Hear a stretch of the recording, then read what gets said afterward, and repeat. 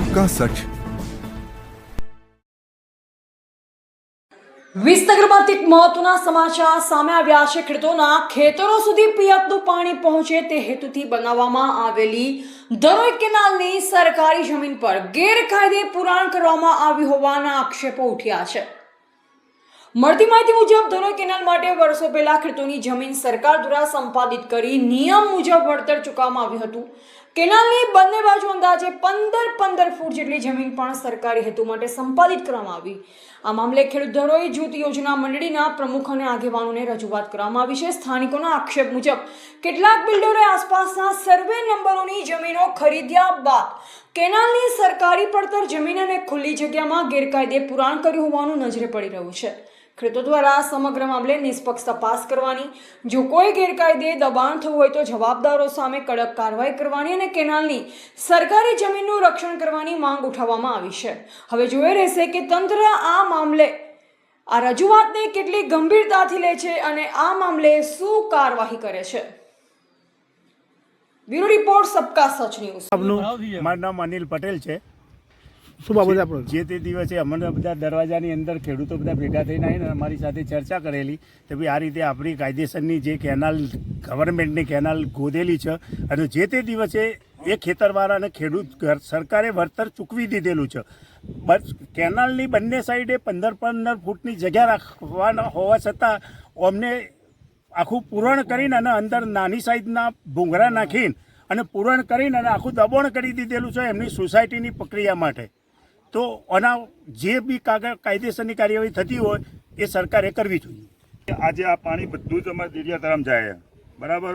ભવિષ્યમાં દરિયા તરફ પાણીનો આવરો ભવિષ્યમાં જો આના આવી પરિસ્થિતિ રહે તો ભવિષ્ય દરિયા તરફ પાણી જતું બંધ થઈ જશે। અને આ રીતે બિલ્ડરો જો આ રીતે બિલ્ડરો જો દબાણ કરતા જ જશે તો સરકારને જે સુરતની પરિસ્થિતિ થઈ એવી અમારી ખેડૂતોની પરિસ્થિતિ થાય એવી અમને લાગે છે। આજુબાજુના ખેડૂતોને પણ જે ખેતર નીચે થઈ ગયેલા છે આ બિલ્ડરની આટલું ઊંચાઈમાં પુરાણ કરી દીધેલ છે। ખેડૂતોના ખેતર તરાવ થઈ જશે। મને નથી લાગતું કે ખેડૂતો પાક લઈ શકે। શું નામ આપનું? મુકેશ પટેલ। શું બાબત હતી આપણે? અહીંયા બિલ્ડરે જે કાયદેસર સરકારી નેર્યું છે એના ઉપર દબાણ કરીને પુરાણ કરી દીધેલું છે।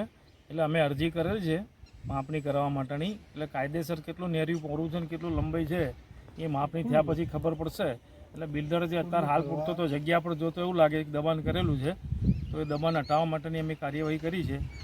તો અમે વિનંતી કરીએ છીએ કે ભાઈ ખરેખર ખેડૂતોને આવવા જવા માટેનો રસ્તો બ્લોક થઈ જાય તો ગેરવ્યાજબી છે। એટલે એ રસ્તો ખુલ્લો કરવા માટે વિનંતી કરીને અરજી કરી છે અમે। તમે આ બાબતે અરજી કયો આપેલી છે? આ અરજી DRLમાં માપણી કરવા માટે આપેલી છે। શું નામ આપનું? મારું નામ પટેલ કુંજનભાઈ બાબુલાલ। શું બાબત હતી આપણો?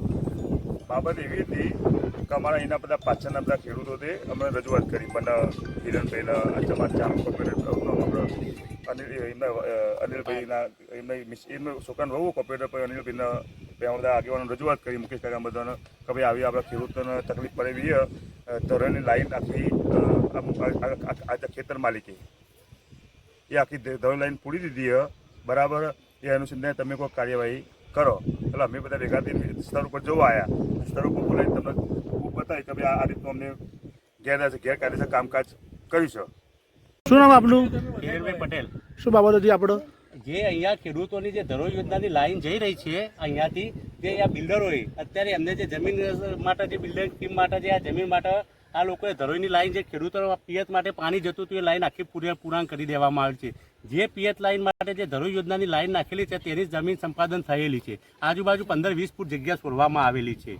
ઓલ ઓવર તમે આગળ જોઈ શકો છો કે ધરોઈની કેનાલની આજુબાજુ 15-20 ફૂટ જગ્યા છોડવામાં આવેલી છે। છતાં પણ અહીંયા બિલ્ડરે નાના ભૂંગળા નાખીને અને જમીન પુરાણ કરી દીધેલી છે જેથી ખેડૂતોને આગળ જતાં પાણી પિયત માટે નુકસાન પુરવાર થાય એવું છે।